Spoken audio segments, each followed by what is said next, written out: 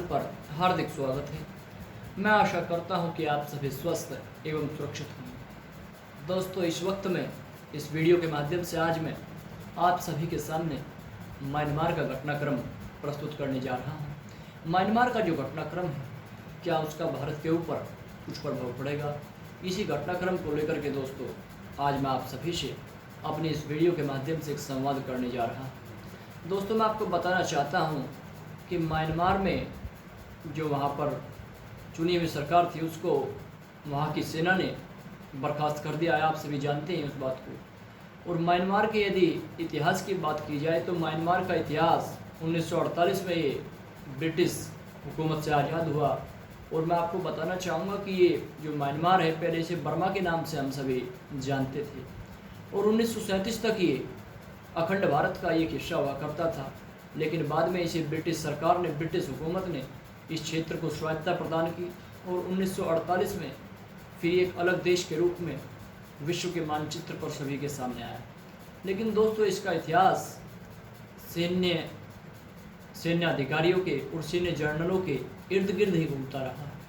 हमेशा से ऐसा वहाँ पर वातावरण रहा कि कभी भी वहाँ पर लोकतांत्रिक सरकार आराम से कार्य नहीं कर सकी, यानी कि जनता को वहाँ पर वो अधिकार नहीं मिले जिसकी जनता अधिकारी थी। दोस्तों, जनरल विन ने 1962 में सबसे पहले मैं आपको बताना चाहूँगा वहाँ पर तख्ता पलट किया था। इसके बाद 1988 तक वहाँ पर इसी तरीके से एक सैन्य शासन चलता रहा जिसमें जनता का खूब शोषण हुआ। जनता के खिलाफ खूब सेना ने वहाँ पर दुष्प्रचार किया और दमनकारी नीतियों का खूब प्रयोग किया। यानी कि सेना के वोटों तले एक तरीके से जन भावनाओं को कुचलने का एक कुचक्र म्यांमार के अंदर चलता रहा।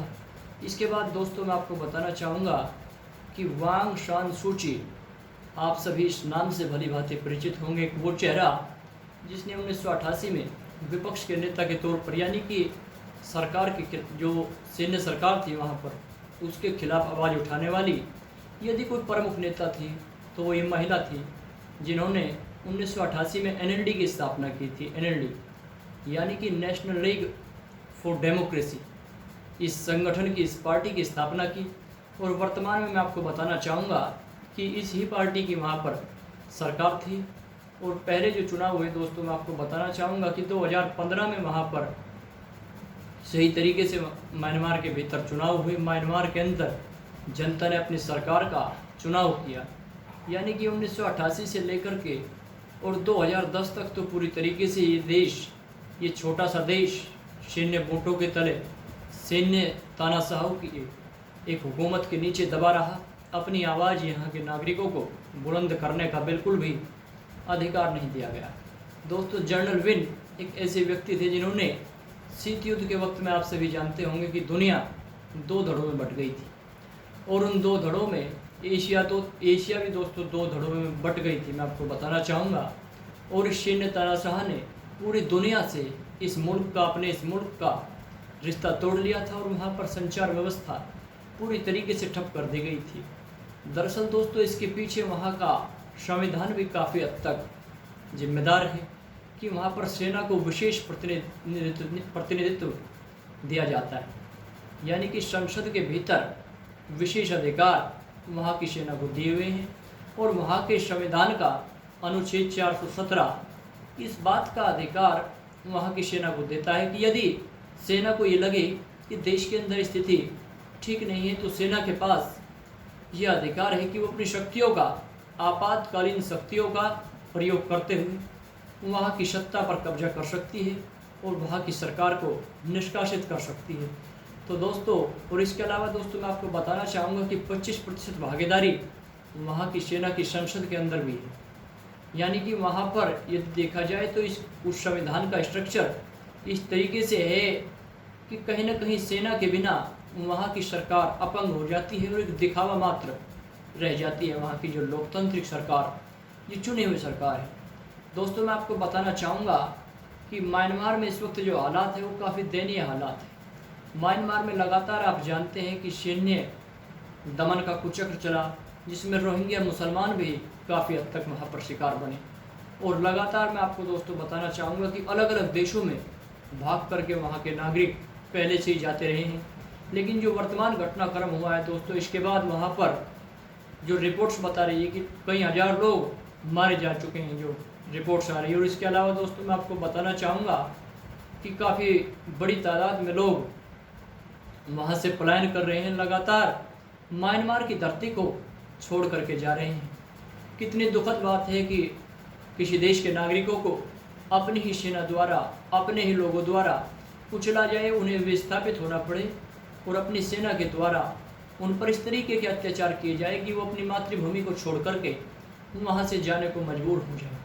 दोस्तों मैं आपको बताना चाहूँगा कि इस बाबत गृह मंत्रालय ने फरवरी में एक एडवाइजरी जारी की थी, यानी कि भारत का जो गृह मंत्रालय है वो इस मामले को लेकर के काफ़ी सजग है। मैं आपको बताना चाहूँगा दोस्तों कि गृह मंत्रालय ने फरवरी में एक एडवाइजरी जारी की थी कि कोई भी जो म्यांमार का नागरिक है वो बिल्कुल भी भारत में प्रवेश ना करने पाए। और मणिपुर के मुख्यमंत्री को बाकायदा इस बात के लिए अवगत कराया गया था, इस बारे में बताया गया था कि बिल्कुल भी कोई भी नागरिक म्यांमार की धरती से भारत में ना आने पाए।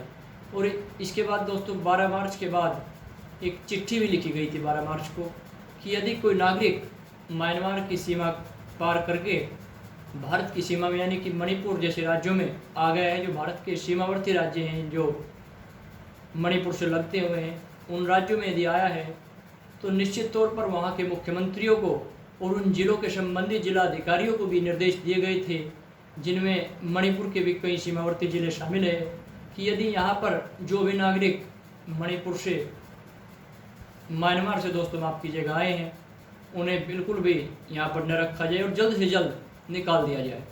लेकिन दोस्तों इसका हमारे देश में काफ़ी भारी विरोध हुआ, क्योंकि हमारा देश एक लोकतांत्रिक देश है और इस लोकतांत्रिक देश में एक मानवाधिकार आयोग भी काम करता है। और वो मानवाधिकार आयोग तभी एक्टिव होता है जब देश की सरकार या केंद्र सरकार कोई ऐसा निर्णय ले जिससे कहीं ना कहीं देश की सुरक्षा सुनिश्चित होती हो। दोस्तों ये वाक्य मैंने इसलिए बोला कि जो हज़ारों की संख्या में नागरिक दूसरे देश से, खासतौर पर भारत में म्यांमार से इस वक्त में आ रहे हैं, यदि वे लगातार भारत की सीमा में इसी तरीके से प्रवास करते रहेंगे और भारत की सीमा में वे इसी तरीके से घुसपैठ में एक तरीके से कहूँगा उनकी होती रहेगी, तो भारत सरकार के लिए मुश्किल हो जाएगा कि उन्हें किस तरीके से रहने की व्यवस्था उनके लिए सुनिश्चित की जाए, उनके लिए खाने की व्यवस्था सुनिश्चित की जाए। दोस्तों भारत एक इतना विशाल देश है कि जिसकी जनसंख्या अपने आप में इतनी है कि 5 या 6 देशों को आप मिला दीजिए तो भी कम पड़ जाएंगे। और ऐसे में हम दूसरे देशों के नागरिकों को भी यदि अपने देश के अंदर बुला लेते हैं, उन्हें शरण देते हैं, तो इससे कहीं ना कहीं भारत की आंतरिक सुरक्षा को भी खतरा पैदा होने की बिल्कुल संभावना है, इसमें कोई दो राय नहीं। दोस्तों ये लगातार इसी तरीके से, आज बात है म्यांमार की, कल बांग्लादेश से नागरिक आते हैं, परसों पाकिस्तान से कहते हैं, उसके बाद इजराइल से आते हैं, तो सरकार, मान लीजिए मैंने आपको उदाहरण दिए कुछ, तो भारत सरकार कब तक अपने देश के भीतर अपने देश की सीमाओं को असुरक्षित करती रहेगी और लगातार इस तरह के नागरिकों को प्रवेश दिया जाता रहेगा। दोस्तों जो म्यांमार के भीतर प्रताड़ना सेना कर रही है, मैं बिल्कुल भी उसका समर्थन नहीं करता और मैंने अपनी वीडियो के प्रारंभ में भी उसी सेना का कुचक करार दिया था। लेकिन दोस्तों मैं यहाँ पर बात कर रहा हूँ उस गंभीर समस्या की जो इस विस्थापन के बाद जो म्यांमार में घटना हो रही है और वहाँ के लोग विस्थापित हो रहे हैं, उसके बाद जो समस्या खड़ी हो गई है। और वो समस्या ये है दोस्तों कि जो हज़ारों लोग, मान लीजिए जो पीड़ित लोग आ रहे हैं, उनके साथ में कुछ ऐसे तत्व भी भारत की सीमा में प्रवेश कर सकते हैं जो भारत की आंतरिक सुरक्षा को खतरा पैदा कर सकते हैं। तो दोस्तों ऐसे में आप विचार कीजिएगा कि केंद्र सरकार का निर्णय सही था या फिर राज्य सरकार ने जो निर्णय लिया है, यानी कि 29 तारीख को दोबारा से अपना निर्णय वहाँ की सरकार ने, जो मणिपुर की सरकार है, उसने पलट दिया है कि अब जो भी व्यक्ति म्यांमार की सीमा से हमारे राज्य में आएगा हम उसे शरण देंगे, उसे भोजन भी दिया जाएगा और उसके लिए सारी व्यवस्था सरकार करेगी। दोस्तों इसके अलावा मैं आपको बताना चाहूँगा कि मानवाधिकार आयोग भी पूरी तरीके से एक्टिव हो गया है। उसने भारत के संविधान के अनुच्छेद 21 की भी दुहाई दी। वो कहता है कि भारत का संविधान कहता है कि यदि कोई देश के नागरिक पीड़ित होकर के अपने देश से भारत की सीमा में या भारत के भीतर आते हैं तो केंद्र सरकार का या राज्य सरकारों का ये दायित्व है कि उन्हें भारत के भीतर शरण दे।